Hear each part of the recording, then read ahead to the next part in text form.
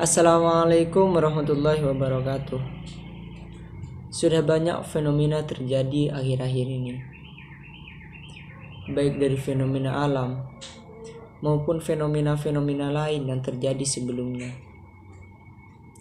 Bahkan ada satu fenomena yang menggetarkan seluruh dunia, khususnya di Indonesia, yakni COVID-19 ataupun biasa disebut dengan coronavirus, yang datangnya dari negara Wuhan, Cina, yang menyebar ke seluruh dunia dan membuat kecemasan dan melahirkan ketakutan bagi masyarakat yang ada di daerah tersebut.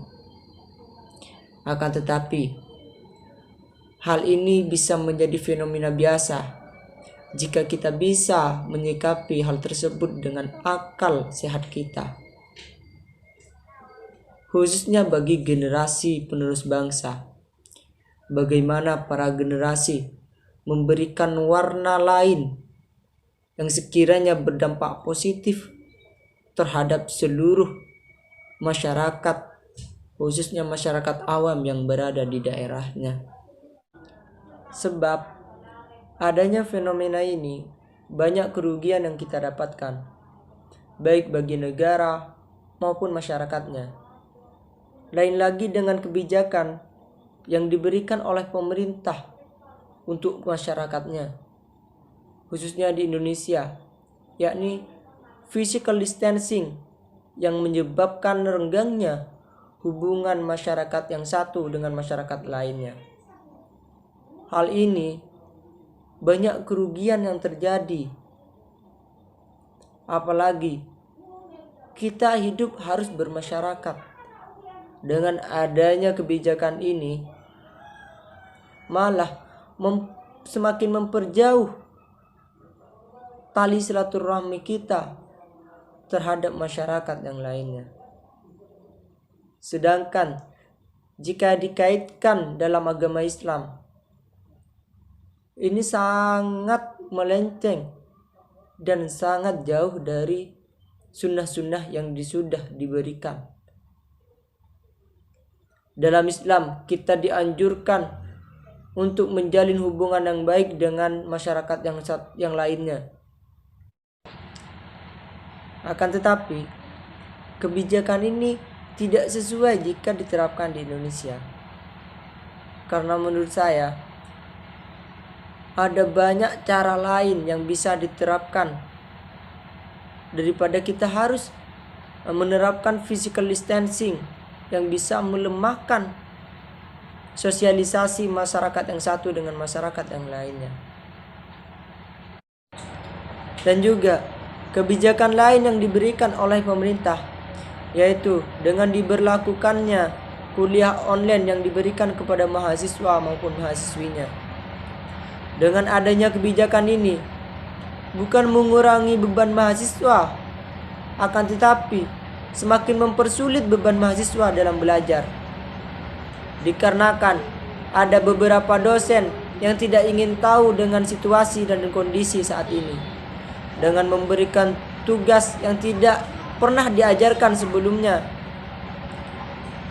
Dan juga ada beberapa dosen yang memberikan tugas mendadak yang tidak sesuai dengan jadwal yang sudah ditentukan, yang mana hal ini sangat menyiksa para mahasiswa maupun mahasiswinya dalam belajar untuk mengembangkan keintelektualan mereka.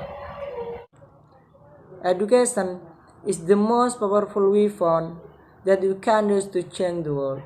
Pendidikan adalah salah satu senjata paling ampuh untuk mengubah dunia.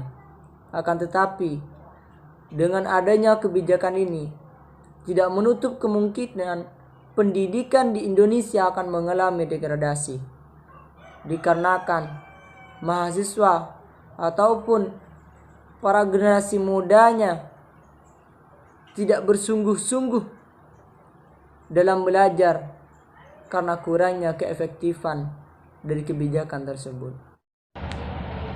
Apalagi dengan adanya hashtag stay at home yang sangat cocok jika dikaitkan bagi kaum hedonisme ataupun kaum yang hanya memikirkan dirinya sendiri dan tidak memikirkan negara maupun masyarakatnya. Akan tetapi tidak bagi para generasi muda penerus bangsa, yang mana mereka selalu memikirkan bagaimana memberikan dampak positif terhadap negara maupun masyarakatnya dalam menghadapi semua fenomena-fenomena yang terjadi saat ini. Oleh karena itu, peran dari kader maupun anggota PMII sangat diperlukan untuk memberikan dampak positif dalam menyikapi fenomena-fenomena yang terjadi saat ini. Dengan paradigma kritis transformatif, hendaknya bisa memberikan arahan ataupun asumsi-asumsi kepada seluruh warga Indonesia maupun seluruh warga pergerakan untuk menggunakan akal sehatnya dalam menyikapi semua fenomena-fenomena yang terjadi saat ini. Dengan demikian, rasa cemas, rasa takut, dan rasa gundah yang menghantui kita tidak datang lagi menghampiri kita. Pesan saya kepada seluruh warga Indonesia maupun kepada seluruh warga pergerakan PMII, jagalah agama kita, jagalah ibadah kita, jagalah negara kita, jagalah NKRI kita, jagalah keluarga kita, jagalah orang-orang yang kita sayangi, jagalah kesehatan, jagalah pola hidup sehat, dan gunakanlah akal sehat kita dalam menyikapi seluruh fenomena-fenomena yang terjadi saat ini, khususnya fenomena COVID-19 ataupun virus corona yang sedang melanda kita saat ini.